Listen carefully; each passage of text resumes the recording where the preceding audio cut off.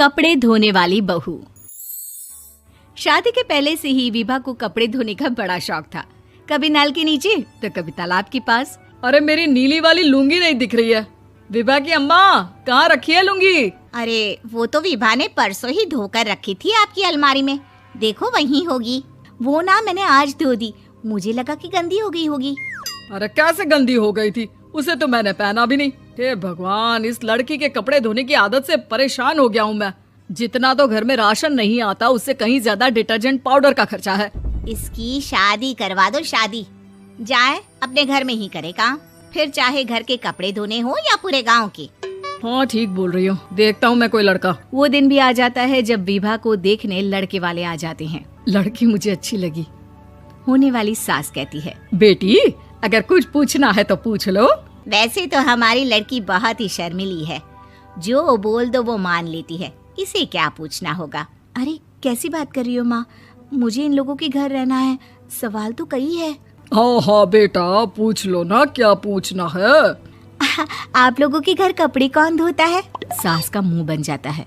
देखो, अगर तुम ये कहना चाहती हो कि तुम्हें कपड़े धोने नहीं आते तो सुन लो, कपड़े मैं ही धोती हूँ, लेकिन तुम्हारे आ जाने के बाद मैं रुमाल तक नहीं धोऊंगी। अरे चुप रहना भाग्यवान, बहू बेचारी घर आई नहीं, उसे डराना शुरू कर दिया।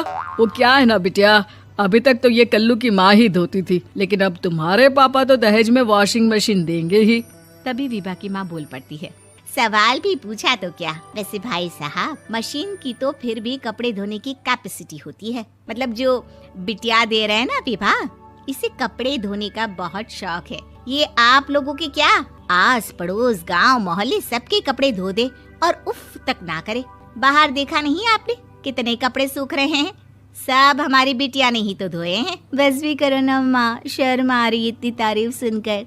और तो और एक दाग निकाल कर दिखाओ तो मान जाऊं। हाँ अच्छा, माफ करना बेटा, मैंने गलत समझा।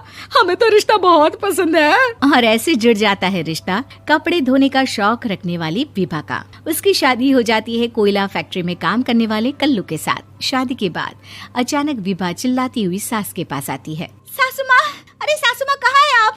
ये तो धोखा है, धोखा दिया आप लोगों ने मुझे।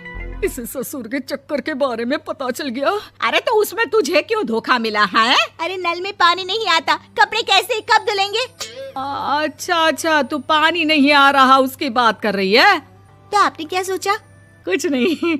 अच्छा, तेरी माँ ने कहा था कि कपड़े धोने का शौक है तुझे, याद आया मुझे।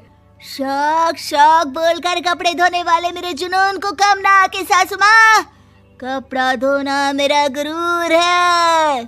तभी पति भी वहाँ आ जाता है। अभी मैंने इसे सनी देओल की फिल्म दिखाई है, उसी के डायलॉग मार रही है माँ। अच्छा सुन, साफ साफ बता रही हूँ, पानी सुबह 4 से 6 और शाम को 10 से 12 आता है, समझी? विभा टाइमिंग सुनकर हैरान हो जाती है। ये क्या भूतों का मोहल्ला है? सुबह 4 बजे उठकर कौन कपड़े धोता है? 4 बजे टंकी में पानी जाता है, फिर सारा दिन धोना ना, किसने मना किया? अरे कैसी बात कर रही हैं? 200 लीटर की टंकी में कितने कपड़े धो लूंगी मैं, सुबह ही उठ जाऊंगी मैं। अब क्या था, विभा सुबह 4 से लेकर रात के 12 बजे तक कपड़े ही धोती रहती। एक रोज सास पड़ोस से निकलकर कहीं जा रही होती है कि साथ वाली कहती है, हाँ कल्लू की माँ, जरा ये बताओ कि 2 साड़ी है, 2 ब्लाउज और एक पेटीकोट और एक नाड़े वाला लंबा कच्छा। हाँ तो? अरे तो क्या, कितना लोगी धुलाई ये बताओ। धोबन दिख रहे हैं हम क्या? हमारे पति सरकारी नौकरी से अभी रिटायर हुए हैं और बेटा सुपरवाइजर है कोयला फैक्ट्री में। धोबन समझ रखा है हमें?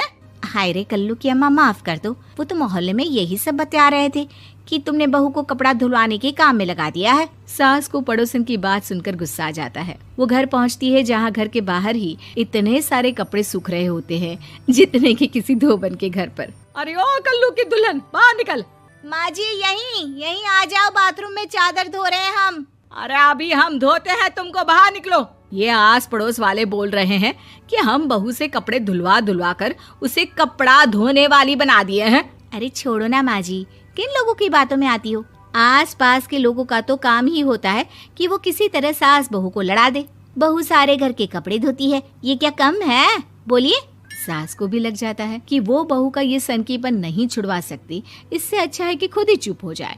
एक रोज सास और बहू मंदिर जाते हैं, जहाँ सास की साड़ी वहाँ खड़ी भीख मांगने वाली से मिलती है। माँ जी क्या बात है, आपकी साड़ी उस भिखारन से कितनी मिल रही है ना? हाँ हाँ देखो तो दोनों की साड़ी मिल रही है। क्या बात है कल्लू की अम्मा, तुम खुद को तो अफसर की बीवी बताती हो और ऐसी सिंपल सी प्लेन साड़ी पहनकर घूमती हो।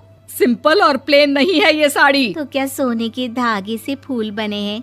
कुछ भी सासू माँ, कुछ भी। हाँ बने थे इस साड़ी में सोने के धागे से फूल। मेरे पति लेकर आए थे मद्रास से स्पेशली मेरे लिए 10,000 की। ताहे भाई साहब इस भिखारन के लिए भी सेम टू सेम साड़ी लेकर आए होंगे 10,000 की। सास उस वक्त तो कुछ नहीं कहती, लेकिन बहू के साथ घर आती है और अलमारी से एल्बम निकाल कर लाती है। ये साड़ी देख रही है, ये वही साड़ी है जिसे मैंने अभी पहना था। इस साड़ी में ये जो चमकदार फूल दिख रहे हैं ना, ये सोने के धागों से काढ़े गए हैं।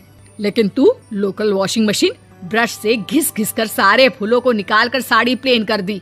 मुझे माफ कर दीजिए सासू माँ। और तो और, जब मैंने तुझे तेरी गलती के लिए कुछ नहीं कहा, लेकिन तूने तो सबके सामने मेरा मजाक ही बना दिया। क्यों? बहू को समझ में आ जाता है कि अब से उसका कपड़े धोना बंद।